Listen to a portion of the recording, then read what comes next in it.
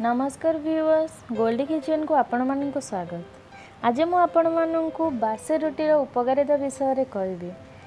आपण मान घरे तो केबे ना केबे रुटी बली जाउथिबो, रातिर रुटी सकाळे बली जाउथिबो, ताकू केबे भी फोपाडंतुनी, ताकू सकाळ निश्चय खातु। बासी रुटीर अनेक फायदा रही। बासी रुटीर प्रचुर परिमाण में फाइबर थाए जहाँ आमर खाद्य हजम करिबारे सहाय्य करे।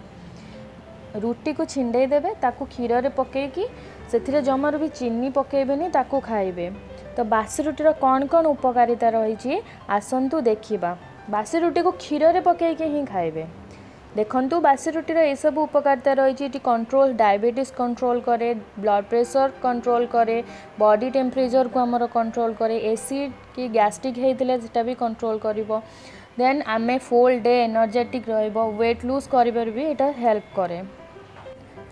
तो मु मो चैनल ए वीक टाको बासी रुटी वीक रखी, लेफ्ट ओवर रुटी वीक। तो मु 7 डेज 7 टाइप्स ऑफ बासी रुटी आइटम्स मु अपलोड करी। आपण मैंने जब मो चैनल को सब्सक्राइब कर दिंतु, मोर अपडेट वीडियो आसवाई लाइक शेयर भी करूँ, कमेंट भी दिंतु। रही धन्यवाद, नमस्कार, थैंक यू।